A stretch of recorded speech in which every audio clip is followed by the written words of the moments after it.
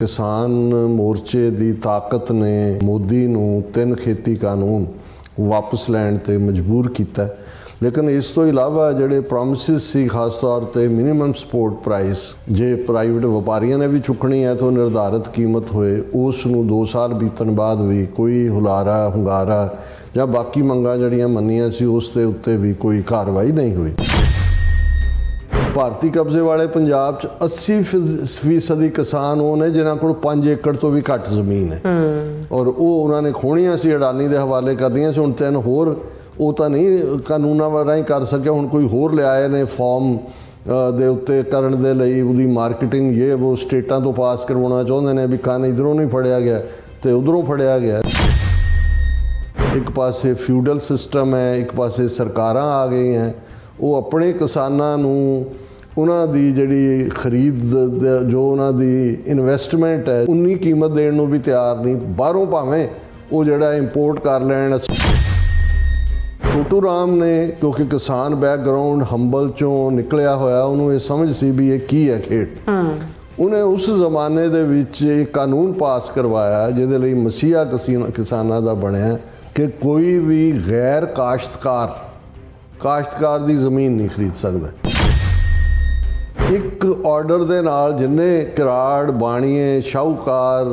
बड़े जिहड़े पतवान बने हुए सी वो डिसपोजैस हो गए क्योंकि नॉन काश्तकार सी, वो काश्तकार दी करदे नहीं सी। सो मतलब और फिर एक कर्जा माफ।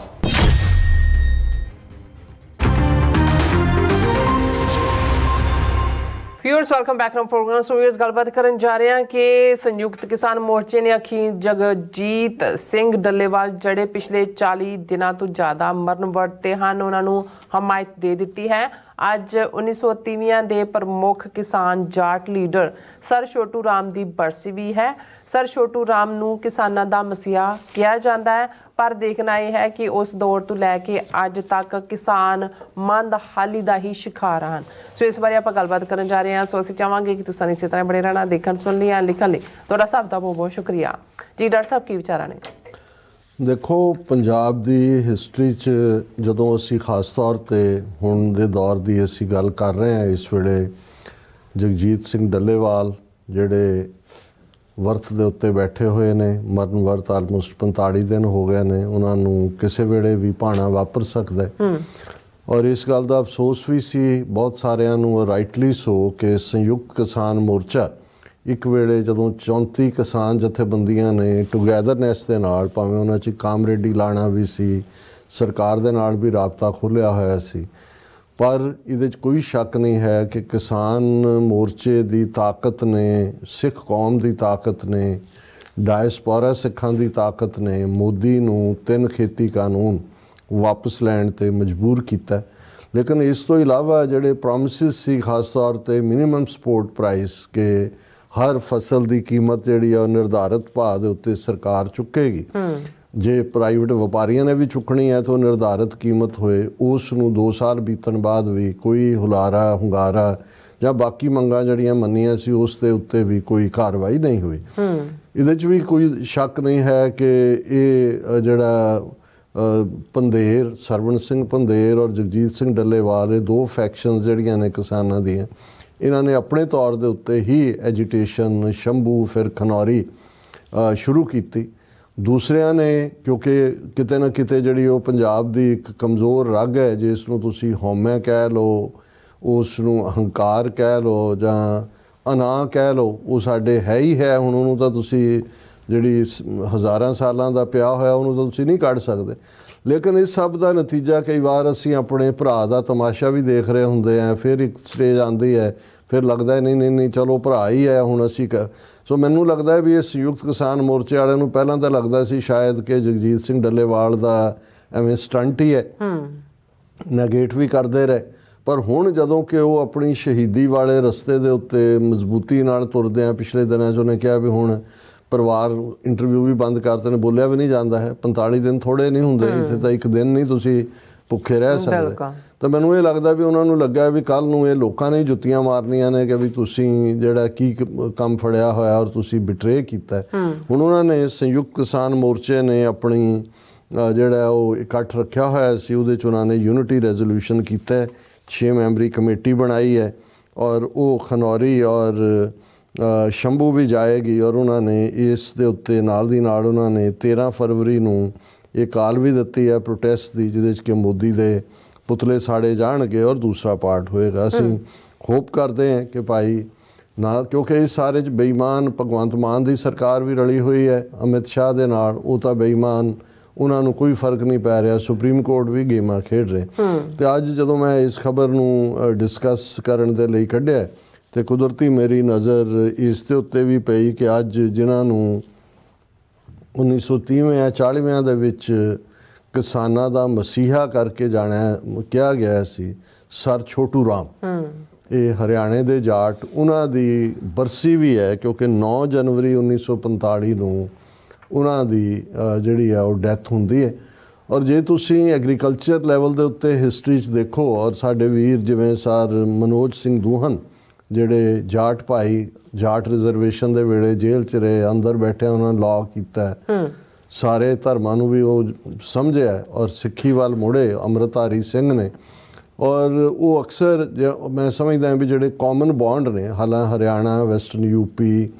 ਔਰ ਰਾਜਸਥਾਨ ਦੇ ਜਾਟਾਂ ਦੇ ਵਿੱਚ ਇੱਕ ਤਬਕਾ ਬੜਾ ਮੁਖਰ ਹੋ ਕੇ ਇਸ ਪਾਸੇ ਹੈ ਕਿ ਵੀ ਸਾਡੀ ਥਾਂ ਸਿੱਖੀ 'ਚ ਹੈ ਔਰ ਉਹ ਸਿੱਖ ਧਰਮ ਵੱਲ ਆ ਰਹੇ ਨੇ ਔਰ ਈਵਨ ਪੋਲੀਟੀਕਲੀ ਜਾਟਲੈਂਡ ਦੀ ਮੰਗ ਵੀ ਸਾਹਮਣੇ ਆਈ ਹੈ। ਔਰ ਉਹਦੇ 'ਚ ਜਿਹੜਾ ਇੱਕ ਜਿਵੇਂ ਸਰ ਛੋਟੂ ਰਾਮ ਹੈ, ਔਰ ਮੈਂ ਅਕਸਰ ਜੇ ਤੁਸੀਂ ਖੇਤੀਬਾੜੀ ਰਿਲੇਟਡ ਹਿਸਟਰੀ ਦੇਖੋ ਉਸ ਖਿੱਤੇ ਦੀ, ਇੱਕ ਪਾਸੇ ਹੁਣ ਜਿੰਨੇ ਵੀ ਪੋਲੀਟੀਕਲ ਸਿਸਟਮ ਸੀ ਉਹ ਮੁਗਲਾਂ ਦਾ ਸੀ ਜਾਂ ਈਵਨ ਬਾਅਦ ਦੇ ਵਿੱਚ ਸਿੱਖ ਰਾਜ ਮਹਾਰਾਜਾ ਰਣਜੀਤ ਸਿੰਘ ਦੇ ਵੇਲੇ ਵੀ ਫਿਊਡਲ ਸਿਸਟਮ ਡਿਵੈਲਪ ਹੋਇਆ। ਲੇਕਿਨ ਪਹਿਲਾ ਜੇ ਦੁਨੀਆ ਦੀ ਤਾਰੀਖ ਦੇ ਵਿੱਚ ਲੈਂਡ ਰਿਫਾਰਮ ਕਹਿਣਾ ਹੋਏ ਤੇ ਉਹ ਬਾਬਾ ਬੰਦਾ ਸਿੰਘ ਬਹਾਦਰ ਨੇ ਕੀਤਾ 1710 ਦੇ ਵਿੱਚ, ਜਦੋਂ ਉਹਨਾਂ ਨੇ ਸਰਹੰਦ ਫਤਿਹ ਕੀਤਾ, ਪਹਿਲਾ ਸਿੱਖ ਰਾਜ ਸਥਾਪਿਤ ਹੋਇਆ। ਔਰ ਜਿਹੜਾ ਪਹਿਲਾ ਫਰਮਾਨ ਸ਼ਾਹੀ ਸਟੈਂਪ ਦੇ ਥੱਲੇ ਜਾਰੀ ਹੋਇਆ ਉਹ ਸੀ ਕਿ ਜ਼ਮੀਨ ਵਾਹੁਣ ਵਾਲਾ ਜ਼ਮੀਨ ਦਾ ਮਾਲਕ ਹੈ। ਉਹਦੇ 'ਚ ਹਿੰਦੂ ਸਿੱਖ ਮੁਸਲਮਾਨ ਦਾ ਸਵਾਲ ਨਹੀਂ ਸੀ। Overnight tiller of the land is the owner of the land. ਇਹ ਬਹੁਤ ਵੱਡੀ ਇਹ ਠੀਕ ਹੈ ਕਿ ਬੰਦਾ ਸਿੰਘ ਬਹਾਦਰ ਦਾ ਰਾਜ ਥੋੜ੍ਹੇ ਚਿਰ ਹੀ ਸੀ, 4-5 ਸਾਲ ਬਾਅਦ ਉਹਨਾਂ ਫੜੇ ਜਾਂਦੇ ਨੇ, ਸ਼ਹਾਦਤ ਹੁੰਦੀ ਹੈ। ਲੇਕਿਨ ਇਹ ਇੱਕ ਫ੍ਰੈਂਚ ਰੈਵੋਲੂਸ਼ਨ ਤੋਂ ਵੀ ਬਹੁਤ ਪਹਿਲਾਂ ਇੱਕ ਵੱਡੀ ਤਬਦੀਲੀ ਸੀ ਜਿਹਦੇ 'ਚ ਕਿ ਓਵਰਨਾਈਟ ਜਿਹੜਾ ਜੱਟ ਹੈ ਉਹ ਜ਼ਿਮੀਦਾਰ ਹੋ ਗਿਆ, ਕਿਉਂਕਿ ਜਿਹੜਾ ਟਿਲਰ ਸੀ ਮੁਜ਼ਾਰਾ ਸੀ ਉਹਦਾ ਇੱਕ ਰੋਲ ਮਾਲਕ ਉਹਦਾ ਕੋਈ ਹੋਰ ਸੀ। ਸੋ ਇਸੇ ਲਈ ਪੰਜਾਬੀ ਦੇ ਵਿੱਚ ਟਰਮ ਜੱਟ ਜ਼ਿਮੀਦਾਰ ਜਦੋਂ ਆਈ ਤੇ ਅੱਜ ਵੀ ਭਾਵੇਂ ਕਿਸੇ ਕੋਲ ਇਧਰਲੇ ਪੰਜਾਬ 'ਚ ਦੂਸਰੇ ਪਾਸੇ ਲੈਂਡ ਰਿਫਾਰਮ ਨਹੀਂ ਹੋਇਆ, ਅੱਜ ਵੀ ਵੱਡੇ ਵੱਡੇ ਫਿਊਡਲ ਸਿਸਟਮ, ਔਰ ਜਦੋਂ ਅਸੀਂ ਬਹੁਤ ਸਾਰੀਆਂ ਫੇਲਿਅਰਸ ਦੇਖਦੇ ਹਾਂ ਕਿ ਜਿੱਥੇ ਕੋਈ ਤਬਦੀਲੀ ਨਹੀਂ ਹੋ ਸਕਦੀ ਉੱਥੇ ਫਿਊਡਲ ਜਿਹੜਾ ਜ਼ਿਮੀਦਾਰ ਹੈ ਜਾਂ ਸਰਮਾਏਦਾਰ ਹੈ, ਜਾਂ ਅੱਜ ਇੰਟਰਨੈਸ਼ਨਲ ਲੈਵਲ ਤੇ ਹੁਣ ਜੇ ਐਲਨ ਮਸਕ ਰਨ ਕਰ ਰਿਹਾ ਟਰੰਪ ਨੂੰ, ਜ਼ਰਕਬਰਗ ਨੂੰ ਲੱਗਾ ਕਿ ਜੀ ਮੈਂ ਪਿੱਛੇ ਨਾ ਰਹਿ ਜਾ, ਉਹਨੇ ਵੀ ਉਹ ਜਿਹੜਾ ਹਟਾਤਾ ਕਿ ਜੀ ਅਸੀਂ ਜਿਹੜੇ ਫੈਕਟ ਚੈਕਰ ਪਾਸੇ ਕਰ ਰਹੇ ਹਾਂ, ਮੋਦੀ ਨੂੰ ਅਡਾਨੀ ਉਹਦਾ ਉਹ ਹੈ। ਸੋ ਮਤਲਬ ਇਹ ਹੈ ਵੀ ਇਹ ਸਰਮਾਏਦਾਰੀ ਔਰ ਜਗੀਰਦਾਰੀ, ਫਿਊਡਲ ਸਿਸਟਮ ਜਗੀਰਦਾਰੀ ਸੀ। ਲੇਕਿਨ ਔਰ ਉਸਦਾ ਨਤੀਜਾ ਇਹ ਹੋਇਆ ਕਿ over A period of time ਭਾਵੇਂ ਜ਼ਮੀਨਾਂ ਆ ਗਈਆਂ, ਜ਼ਿਮੀਦਾਰਾਂ ਦੇ ਜ਼ਿਮੀਦਾਰ ਬਣ ਗਏ, ਲੇਕਿਨ ਡੇ ਟੂ ਡੇ ਐਕਟੀਵਿਟੀ ਦੇ ਲਈ ਤੁਹਾਨੂੰ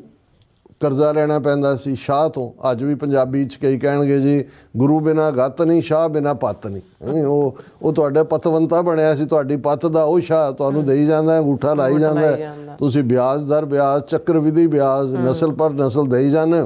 ਮੂਰ ਉੱਥੇ ਹੀ ਪਿਆ ਤੇ ਉਹ ਕਈ ਗੁਣਾ ਕੈਲਕੂਲੇਟ ਕਰ ਰਿਹਾ। ਅਨਪੜ੍ਹ ਵਿਚਾਰਾ ਕਿਸਾਨ ਹੈ, ਉਹ ਸਿੱਖ ਹੋਏ, ਮੁਸਲਮਾਨ ਹੋਏ, ਜਾਟ ਹੋਏ, ਉਹ ਅੰਗੂਠਾ ਲਵਾ ਰਹਿੰਦਾ ਔਰ ਤੁਹਾਡੀ ਜ਼ਮੀਨ ਕਈ ਪੀੜ੍ਹੀਆਂ ਤੱਕ ਤੁਹਾਨੂੰ। ਦੂਸਰਾ ਮੈਂ ਸਮਝਦਾ ਹਾਂ ਵੀ ਜੇ ਇਸ ਫੀਲਡ ਦੇ ਵਿੱਚ ਕੋਈ ਜਿਹਨੂੰ ਸੱਚਮੁੱਚ ਕਿਸਾਨਾਂ ਦਾ ਮਸੀਹਾ ਕਿਹਾ ਜਾਂਦਾ ਹੈ ਉਹ ਸੀ ਸਰ ਛੋਟੂ ਰਾਮ, ਜਾਟ, ਜਿਹਨੇ ਆਪਣੇ ਜਦੋਂ ਪੜ੍ਹਾਈ ਉਹਨੇ ਕੀਤੀ ਔਰ ਉਹਨੇ ਆਪਣੇ ਪਿਓ ਦੇ ਨਾਲ ਜਦੋਂ ਗਿਆ ਇੱਕ ਸ਼ਾਹ ਕੋਲੋਂ, ਉਹਨੇ ਆਪਣੇ ਪਿਓ ਦੀਆਂ ਅੱਖਾਂ 'ਚ ਅਥਰੂ ਦੇਖੇ ਹੋਏ ਸੀ ਕਿ ਵੀ ਕਿਵੇਂ। ਔਰ ਉਹ ਜਦੋਂ ਮਿਨਿਸਟਰ ਬਣਿਆ ਔਰ ਸਰ ਸਿਕੰਦਰ ਹਯਾਤ ਖਾਨ 1936 ਦੀਆਂ ਇਲੈਕਸ਼ਨਾਂ ਤੋਂ ਬਾਅਦ ਜਿਹੜੀ ਪਹਿਲੀ ਹਕੂਮਤ ਪੰਜਾਬ ਦੇ ਵਿੱਚ ਬਣੀ ਯੂਨੀਨਿਸਟ ਪਾਰਟੀ ਦੀ, ਸਰ ਸਿਕੰਦਰ ਹਯਾਤ ਖਾਨ ਦੀ, ਬਾਅਦ ਦੇ ਵਿੱਚ ਖਿਜਰ ਹਯਾਤ ਖਾਨ ਟਿਵਾਣਾ ਵੀ ਯੂਨੀਨਿਸਟ ਪਾਰਟੀ ਦਾ ਲੀਡਰ ਸੀ 47 'ਚ ਜਦੋਂ ਕਿ ਪਾਰਟੀਸ਼ਨ ਹੁੰਦੀ ਹੈ। ਸਰ ਛੋਟੂ ਰਾਮ ਨੇ ਜਿਹੜਾ ਸਭ ਤੋਂ ਹੁਣ ਹੁੰਦਾ ਕੀ ਸੀ ਕਿ ਵੀ ਕਰਜ਼ਾ ਦੇ ਕੇ ਤੁਹਾਡੀ ਜ਼ਮੀਨ ਉਹ ਲਿਖਵਾਈ ਜਾਂਦਾ ਸੀ, ਤੇ ਅਲਟੀਮੇਟਲੀ ਜਿਹੜਾ ਬਾਣੀ ਹੈ ਜਾਂ ਜਿਸ ਦੇ ਲਈ ਲਫ਼ਜ਼ ਅੱਜ ਵੀ ਲਹਿੰਦੇ ਪੰਜਾਬ ਦੇ ਵਿੱਚ ਜਿਹੜਾ ਕਿਰਾੜ ਵਰਤਿਆ ਜਾਏ, ਇੱਕ ਨਫ਼ਰਤ ਦਾ ਲਫ਼ਜ਼ ਹੈ, ਕਿਉਂਕਿ ਲੁੱਟ ਖੋਹ ਪਾਈ ਹੁੰਦੀ ਸੀ ਉਹਨਾਂ ਨੇ, ਉਹਨਾਂ ਦੀਆਂ ਜ਼ਮੀਨਾਂ ਕਾਬੂ, ਉਹ ਫਿਰ ਉਹਨਾਂ ਬਾਣੀਆਂ ਦੇ ਲਈ ਕੰਮ ਕਰਦੇ ਸੀ। ਹੁਣ ਛੋਟੂ ਰਾਮ ਨੇ ਕਿਉਂਕਿ ਕਿਸਾਨ ਬੈਕਗਰਾਊਂਡ ਹੰਬਲ ਚੋਂ ਨਿਕਲਿਆ ਹੋਇਆ, ਉਹਨੂੰ ਇਹ ਸਮਝ ਸੀ ਵੀ ਇਹ ਕੀ ਹੈ ਖੇਡ। ਉਹਨੇ ਉਸ ਜ਼ਮਾਨੇ ਦੇ ਵਿੱਚ ਇੱਕ ਕਾਨੂੰਨ ਪਾਸ ਕਰਵਾਇਆ ਜਿਹਦੇ ਲਈ ਮਸੀਹਾ ਕਿਸਾਨਾਂ ਦਾ ਬਣਿਆ ਕਿ ਕੋਈ ਵੀ ਗੈਰ ਕਾਸ਼ਤਕਾਰ ਦੀ ਜ਼ਮੀਨ ਨਹੀਂ ਖਰੀਦ ਸਕਦਾ। ਹੁਣ ਇੱਕ ਆਰਡਰ ਦੇ ਨਾਲ ਜਿੰਨੇ ਕਿਰਾੜ ਬਾਣੀਏ ਸ਼ਾਹੂਕਾਰ ਬੜੇ ਜਿਹੜੇ ਪਤਵਾਨ ਬਣੇ ਹੋਏ ਸੀ ਉਹ ਡਿਸਪੋਜ਼ੈਸ ਹੋ ਗਏ, ਕਿਉਂਕਿ ਉਹ ਨੌਨ ਕਾਸ਼ਤਕਾਰ ਸੀ, ਉਹ ਕਾਸ਼ਤਕਾਰੀ ਕਰਦੇ ਨਹੀਂ ਸੀ। ਸੋ ਮਤਲਬ ਔਰ ਫਿਰ ਇੱਕ ਕਰਜ਼ਾ ਮਾਫ, ਜਿੰਨਾ ਉਹਨਾਂ ਨੇ ਕਰਜ਼ੇ ਕੁਰਜ਼ੇ ਬਾਣੀਆਂ ਦੀਆਂ ਬਹੀਆਂ ਕਈ ਥਾਂ ਤੇ ਤਾਂ ਜੱਟਾਂ ਨੇ ਚੁੱਕੇ ਸੁੱਟਤੀਆਂ, ਪਰ ਕਾਨੂੰਨ ਦੇ ਥੱਲੇ ਹੋ ਗਿਆ ਵੀ ਸਭ ਜੋ ਵੀ ਹੈ ਤੁਹਾਡਾ ਕਰਜ਼ਾ ਜੋ ਇੱਧਰ। ਹੁਣ ਇਹ ਬਹੁਤ ਵੱਡੀ ਗੱਲ ਸੀ, ਔਰ ਹਾਲਾਂ 1945 ਦੇ ਵਿੱਚ ਉਹਨਾਂ ਦੀ ਡੈਥ ਹੋਈ, ਲੇਕਿਨ ਇਹ ਸਰ ਛੋਟੂ ਰਾਮ ਨੂੰ ਕ੍ਰੈਡਿਟ ਜਾਂਦਾ, ਔਰ ਇਹੀ ਕਾਰਨ ਹੈ ਕਿ ਅੱਜ ਵੀ ਉਹ ਹਾਲਾਂ ਉਹਨਾਂ ਦੀ ਕੋਠੀ ਲਾਹੌਰ 'ਚ ਸੀ ਘਰ ਉਹਨਾਂ ਦਾ, ਸ਼ਾਇਦ ਅੱਜ ਵੀ ਉਹਨੂੰ ਪ੍ਰੀਜ਼ਰਵ ਕੀਤਾ ਹੋਇਆ। ਔਰ ਹੁਣ ਜਿਹੜੀ ਮੂਵਮੈਂਟ, ਔਰ ਇਹ ਗੱਲ ਈਵਨ ਚੌਧਰੀ ਦੇਵੀ ਲਾਲ ਔਰ ਦੂਜੇ ਕਹਿੰਦੇ ਸੀ ਕਿ ਵੀ ਦੇਖੋ ਸਾਡਾ ਕੀ ਸੀ ਵੀ ਸਾਡੇ ਪੁਰਖੇ ਛੋਟੂ ਰਾਮ ਨੇ ਕਿੰਨਾ ਚੰਗਾ ਕੰਮ ਕੀਤਾ, ਉਹਦਾ ਹੀ ਵਿਰੋਧ ਕਰਦੇ ਸੀ। ਸੋ ਅਸੀਂ ਜਿਹੜੀ ਗੱਲ ਕਹਿਣਾ ਚਾਹੁੰਦੇ ਹਾਂ ਵੀ ਛੋਟੂ ਰਾਮ ਵੀ ਚਲੇ ਗਏ, ਜਿਹੜਾ 1945 ਦੇ ਵਿੱਚ 47 ਵੀ ਹੋ ਗਿਆ, ਤੇ ਅੱਜ ਉਸ ਤੋਂ 70-80 ਸਾਲ ਬਾਅਦ ਵੀ ਕਿਸਾਨਾਂ ਦਾ ਹਾਲ ਉਹ ਸਾਡੇ ਖਿੱਤਾ ਹੋਏ ਲਹਿੰਦਾ ਪੰਜਾਬ ਹੋਏ, ਉਹੀ ਇੱਕ ਪਾਸੇ ਫਿਊਡਲ ਸਿਸਟਮ ਹੈ, ਇੱਕ ਪਾਸੇ ਸਰਕਾਰਾਂ ਆ ਗਈਆਂ, ਉਹ ਆਪਣੇ ਕਿਸਾਨਾਂ ਨੂੰ ਉਹਨਾਂ ਦੀ ਜਿਹੜੀ ਖਰੀਦ ਜੋ ਉਹਨਾਂ ਦੀ ਇਨਵੈਸਟਮੈਂਟ ਹੈ, ਜੋ ਉਹਨਾਂ ਦਾ ਦੀ ਉਸ ਦੇ ਵਿੱਚ ਖਰਚ ਹੁੰਦਾ, ਉਨੀ ਕੀਮਤ ਦੇਣ ਨੂੰ ਵੀ ਤਿਆਰ ਨਹੀਂ। ਬਾਹਰੋਂ ਭਾਵੇਂ ਉਹ ਜਿਹੜਾ ਇੰਪੋਰਟ ਕਰ ਲੈਣ, ਆਸਟ੍ਰੇਲੀਆ ਦੀ ਕਣਕ ਲੈ ਲੈਣ, ਕੋਈ ਹੋਰ ਸੱਦ ਲੈਣ ਜਾਂ ਦੂਜਾ ਕਰ ਲੈਣ। ਸੋ ਮੈਂ ਸਮਝਦਾ ਵੀ ਇਹ ਬਦਕਿਸਮਤੀ ਹੈ ਕਿ ਕਿਸਾਨ ਕਹੀ ਜਾਓ ਉਹਨਾਂ ਨੂੰ ਅੰਨਦਾਤਾ ਧਰਤੀ ਦਾ ਫਲਾਣਾ ਟਿਮਕਾ,